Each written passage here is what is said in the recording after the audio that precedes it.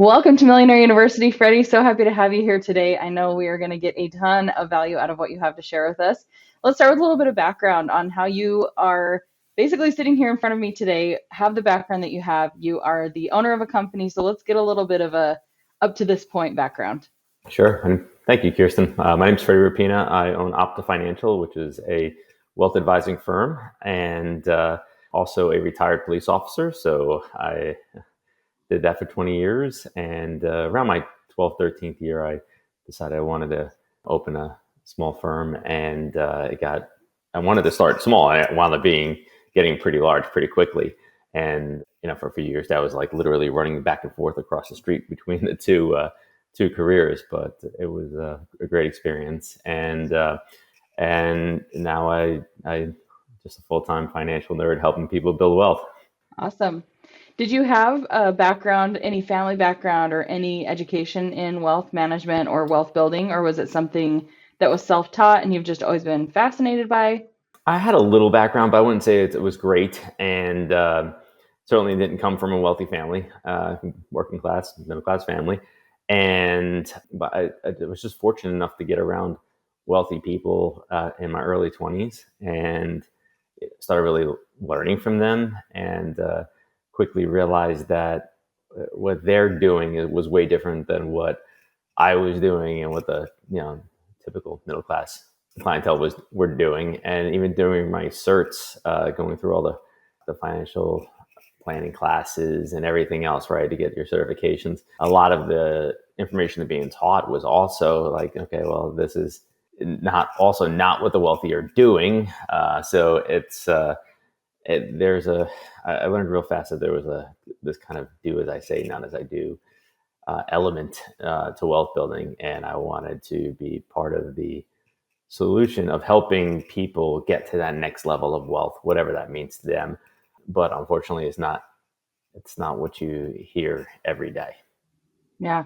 So what are some of those things? Because I think that a lot of us, even the concept of trying to take what we're earning in that middle class and start saving, a lot of us are in survival mode or, that's even a stretch. And so then to level up to higher strategies, is this a huge leap or is this something that's actually pretty accessible to most people and they just need the information?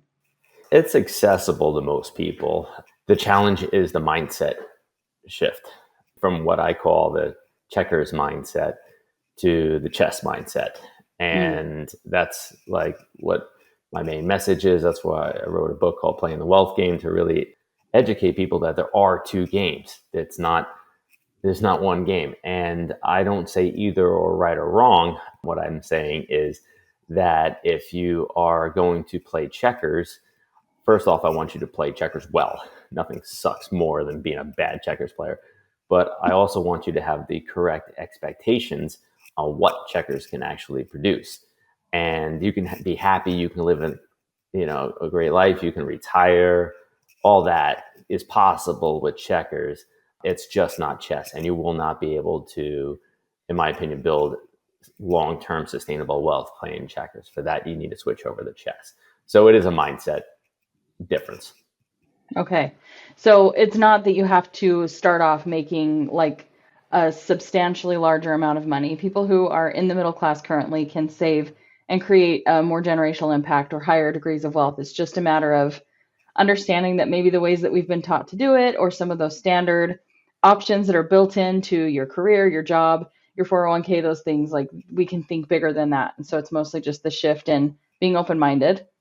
Mm-hmm. Yes, and the strategies kind of fly in the face. So if you're playing checkers, you likely want to stay out of debt, be debt free, including your house and everything else, right? And if you're playing chess, you want to actually be in as much debt as possible.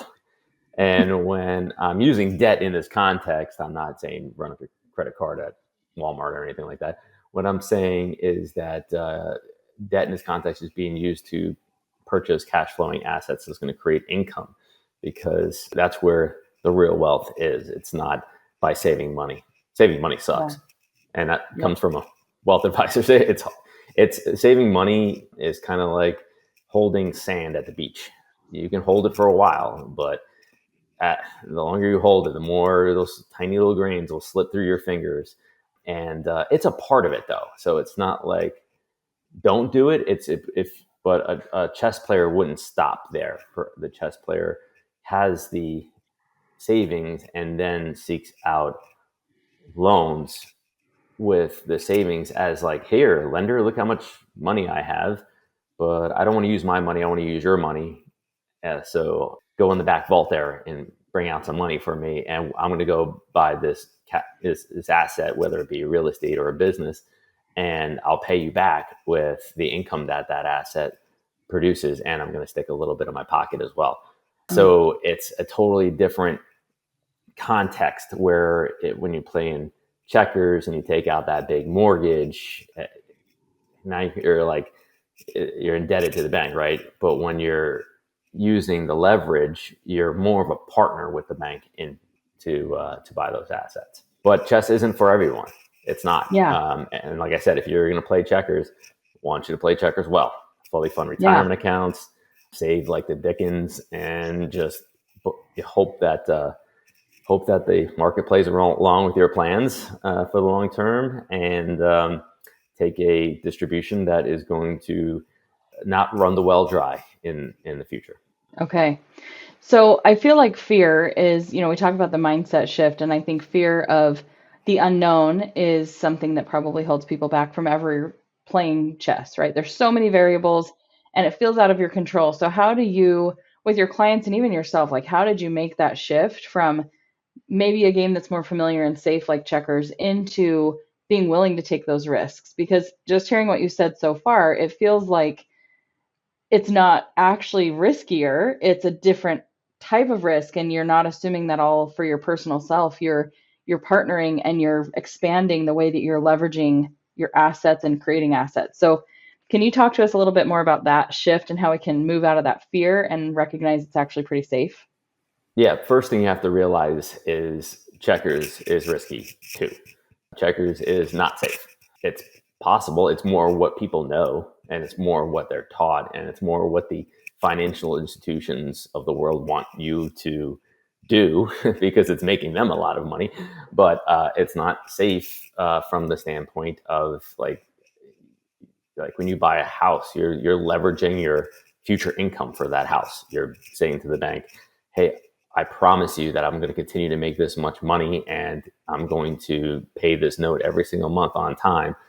And if I don't, you get to keep all the money that I paid you." It's like, oh, so if if you get laid off, boss walks in and says like, "Okay, position's eliminated."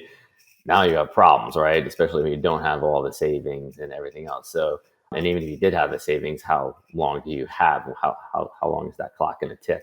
So it's and inflation is a big checkers killer too, right? So you're saving money, but inflation's eating some of that up, or a lot of that up recently. So it's not.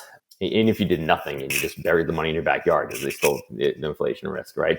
So having the understanding that checkers is, in my opinion, not any safer, but it's different going from chess because that mindset has to be different. You're engaged in building wealth, not just saving money.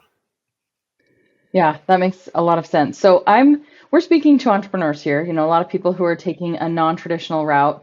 And so I want to make sure that we're looking at this too. Is chess even a more strategic game when you're an entrepreneur, when you're a business owner, than the traditional game of checkers? Because in my opinion, as an entrepreneur, checkers is actually pretty tricky because what I'm doing doesn't really fit into the traditional paradigm in some ways, right? Like I have to intentionally go create some of these retirement plans and investment strategies on my own. They're not just built in and handed to me by my employer.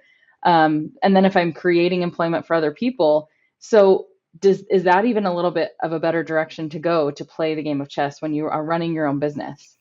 I would say one of the biggest potholes for entrepreneurs, especially when they're first starting out and becoming successful, is the reinvestment into the business. That I've seen over the years being, it's people don't build wealth. They just continue to invest in the business. So they got all the eggs again in one basket. Now it's the business instead of their employment with whoever they were employed with before they became an entrepreneur. And it's sad because once something happens, like it can all fall apart on them very quickly.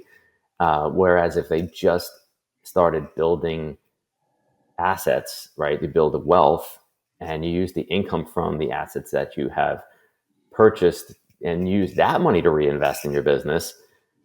If your business fell apart 5, 6, 7, 10 years from now, well, at least you still have all the assets that you purchased along the way that are giving you the income to either A, start another business, or B, go back to the 9 to 5. Well, like you, so not all entrepreneurs are successful, but I do see the reinvestment constantly back into the business being a little bit of a pitfall for entrepreneurs, especially when they start doing well. Yeah. Or they start spending more money. That's the other issue, right? And they get the lifestyle creep where they're just, they're making more money. They think it's always going to continue to make more money, the business. And they have the lifestyle creep where but they don't have the assets if things go wrong. Mm-hmm. Yep. Definitely seen that more times than we would all like to admit. And I think it's happening a lot too with this rise of online business creation, because it's in some ways become so much easier to generate income, generate revenue, and it's not necessarily always a scalable, and it's very volatile because, you see this whole new rise of content creation being a job, I mean, that's a lot of what I do to earn revenue, and that's so dependent on things that are out of your control. And so I've seen a lot of creators in that space have the lifestyle creep, and then there's factors that we can't foresee because we are in an ever evolving and ever changing space where the rules can change tomorrow. And yeah, it's so much more important to create those assets. So for me, I love categorizing things, and it would help me to see in my mind if it's as simple as this, and maybe it's too nuanced. But if we were to almost like create lists over here, list A is the checkers game, list B is the chess game. Can you talk to me about some examples of what types of strategies would go under each, just so myself and those listening can get a hold on what we're talking about when we separate these things? Sure. So checkers is, I think most people know this. It's like more the traditional funding accounts, funding IRAs, 401ks, whatever. Even if you have your own business and you open up a solo 401k, it's saving, saving, saving, having emergency funds, having good insurances, all that stuff, and really relying on compound interest. And compound interest, in my opinion, Kirsten, is like one of the most oversold concepts to people, to especially the middle class entrepreneurs, that compound interest over time is going to, save the day. And it doesn't really work like that. And it's not that compound interest is wrong. It's math. It can't be wrong. It's irrefutable. The problem is that people just don't live long enough for compound interest to do what people would like it to do, what people Mm. hope it would do. You just don't have enough time, right? If you live 900 years like Yoda lived, compound interest would be great. By your 400th year, you're doing great. But when you only have so many sets of 10 for your money to double, if you're getting a 7% rate of return your money should double every 10 years on average. You only have so many sets of 10. So, and how old are you going to be when that number finally appears, and are you going to be able to actually enjoy it? Are you now just going to go purchase a golden wheelchair? But you can do it, right? And those retirement accounts, savings, brokerage, all that stuff by itself, and is waiting on the market. Those are checkers moves, and and it can work as long as you have the right expectation. Now, the chess moves would be saving a lot, and then instead of using the money that you have to buy something, you don't. And that's another mindset, Jeff. Well, I have the money, I can just go buy it. Like, no, wait. Like, we're gonna go get a loan to buy the cash flowing asset. You have the money, you could pay back the loan, or at least pay a lot of it back if you wanted to, but you don't want to. You want your money to grow over the time and not create taxable events by using that loan to buy the cash flowing asset and creating income for yourself. And there's likely going to be great tax benefits to that as well. So those are the two basic strategies. But people are really just kind of force fed the other one. And I want people to at least know, like, the chess does exist and it is accessible for everybody. You don't have to be Elon Musk or Jeff Bezos or one of those guys to be able to play it. I mean, like, you can play it on a smaller scale, and it doesn't take, millions and millions of dollars to create the lifestyle that's in most people's heads, Yeah. right? I mean, if a police officer can do it and become, a multimillionaire, I feel like anybody can do it, right? Yeah. So, but it really is that mindset shift that's really gonna dictate which way people go. But if Yeah. you're gonna play checkers, don't go screaming at the moon. Why do the rich keep getting richer? Not Yep. playing the same game at all. Think Yeah. about it, Kirsten. If we have 300,000 financial advisors in the United States of some form of licensing, right?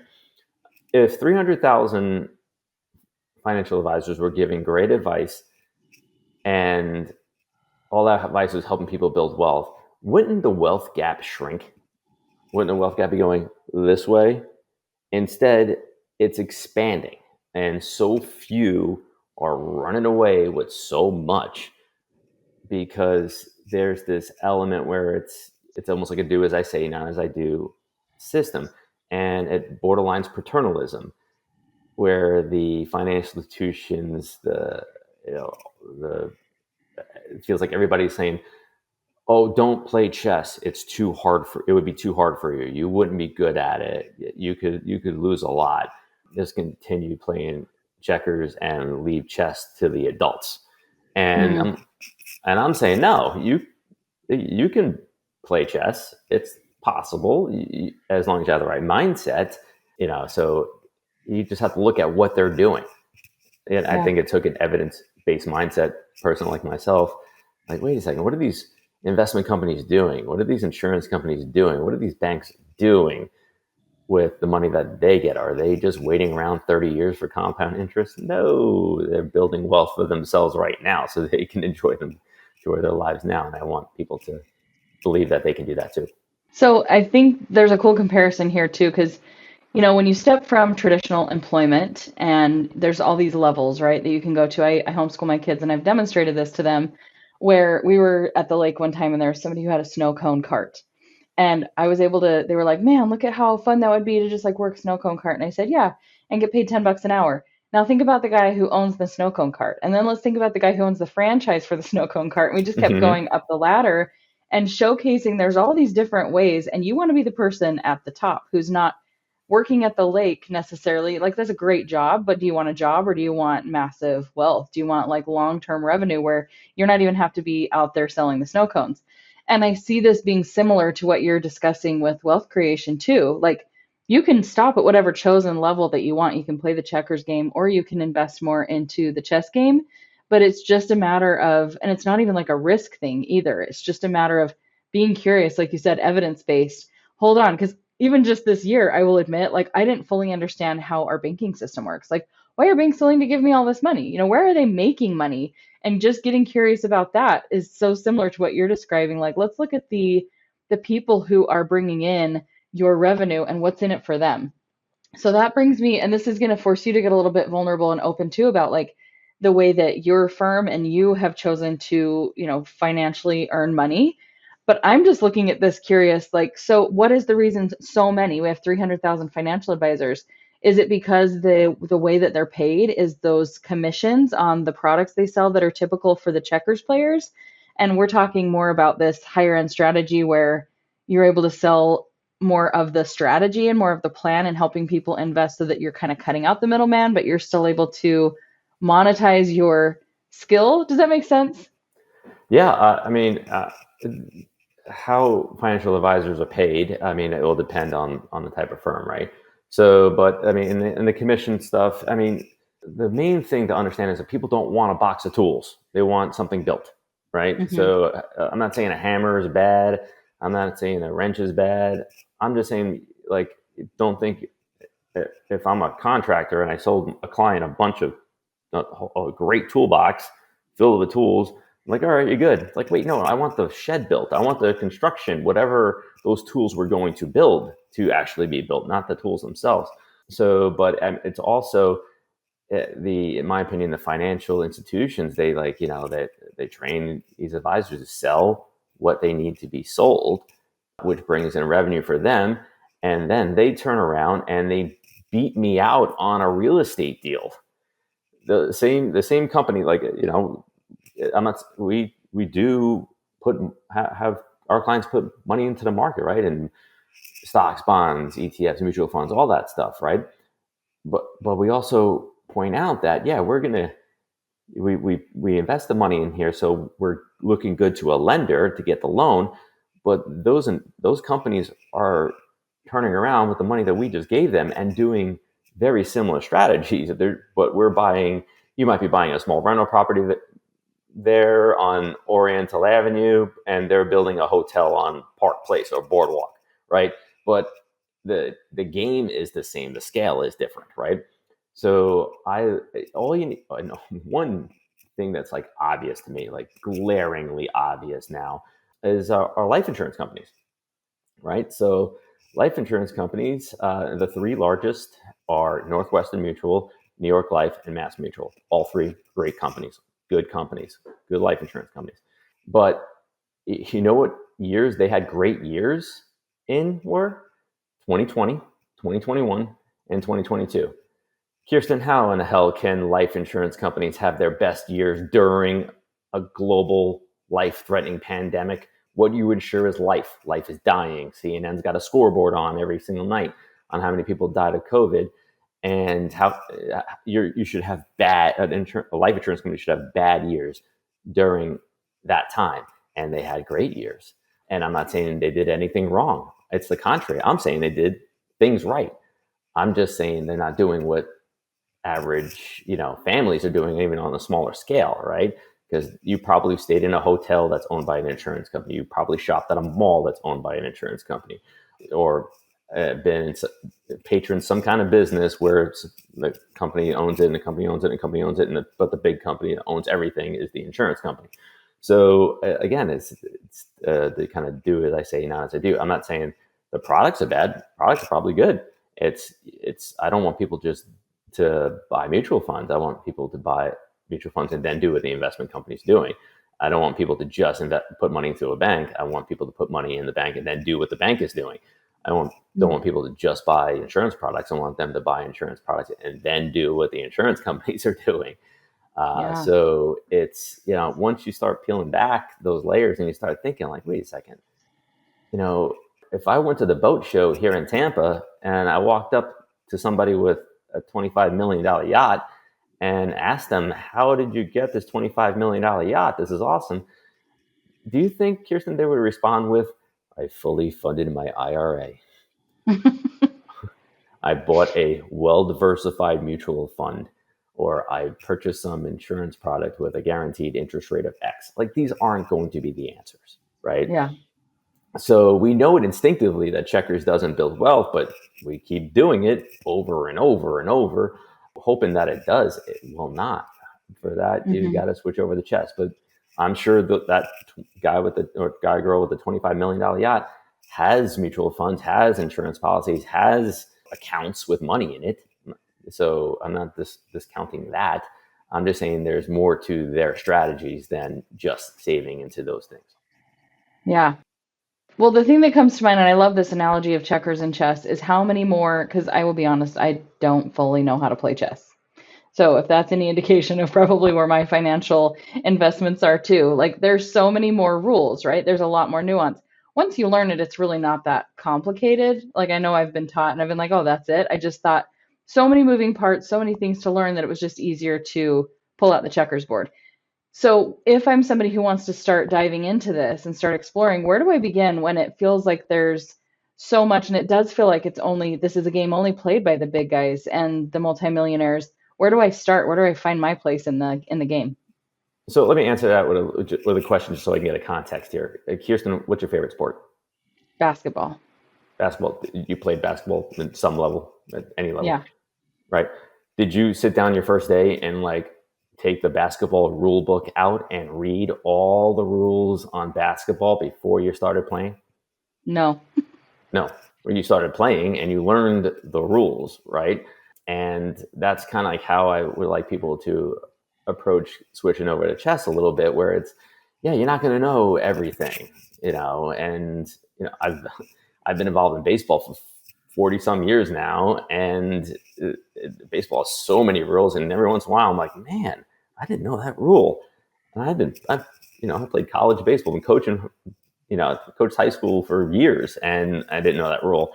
So don't feel like you need to know everything to begin. You need to know basics, right?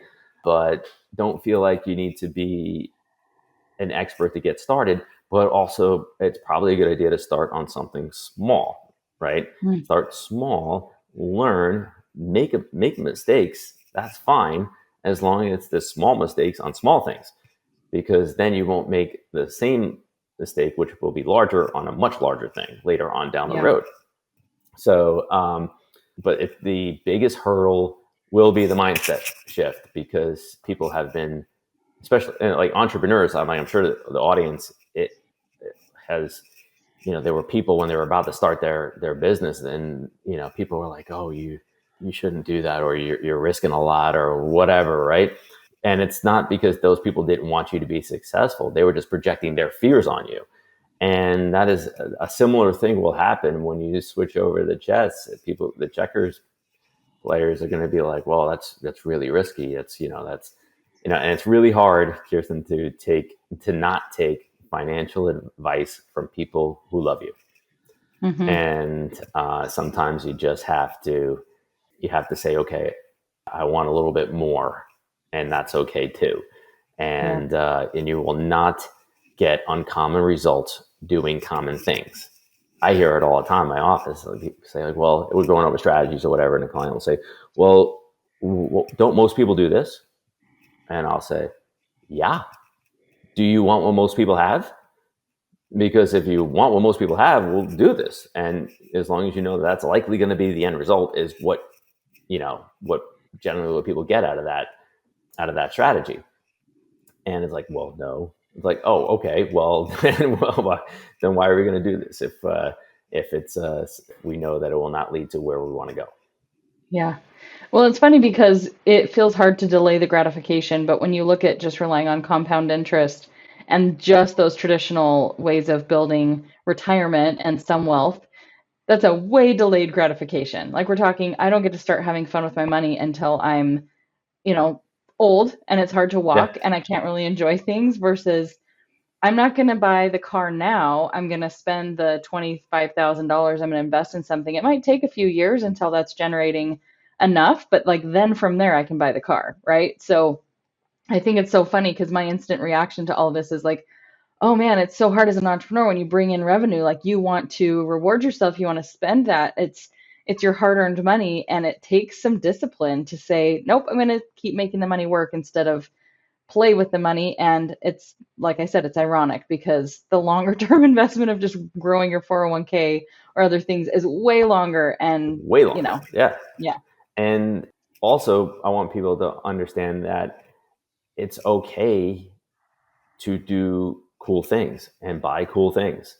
So, like you mentioned, a car, it's okay to want that, a nice car. I'm not saying buy a clunker. But I would love to see is more people purchase the rental property before the car, Hmm. right? And then take out a car loan, which flies totally in the face of checkers, right? Checkers is all about paying things cash and having the payment go back into the account where you're getting the interest, all that stuff.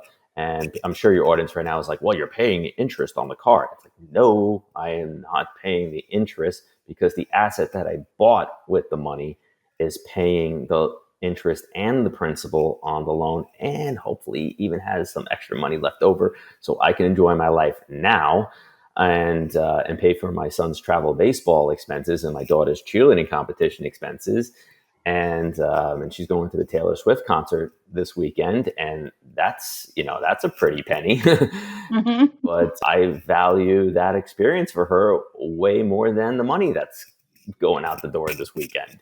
Yeah.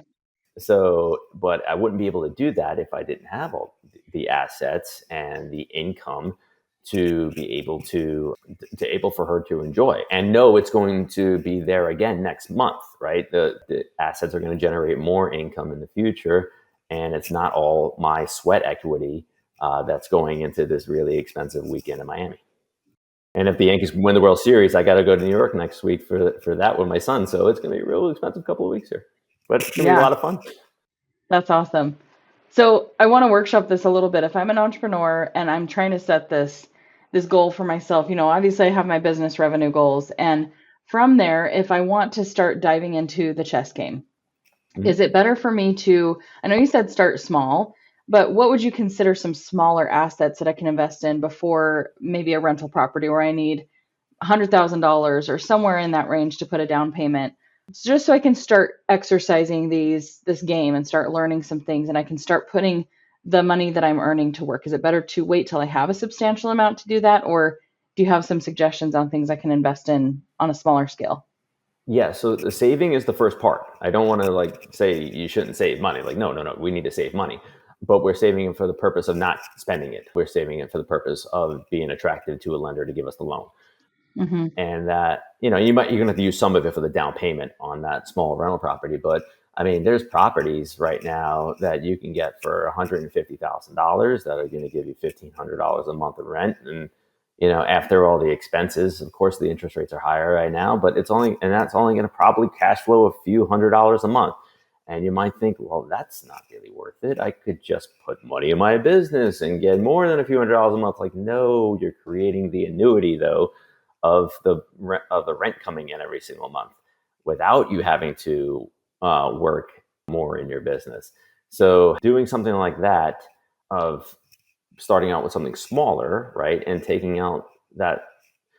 I mean, it's not depending where you are. $150,000 property could sound like a lot, but for there's not a whole lot. There's not a level that's really lower than that. So you can start there and have that few $100s a month cash flow.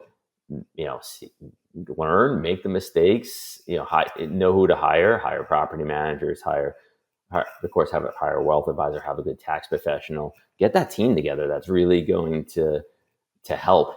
If you try to do all yourself, that's likely going to be a nightmare.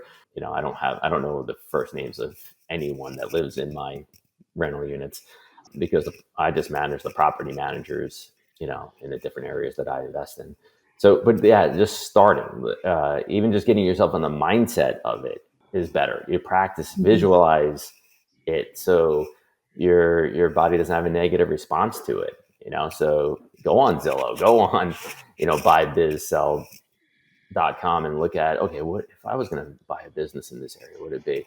And when we say buying businesses in this context, that's not the one you're working, right?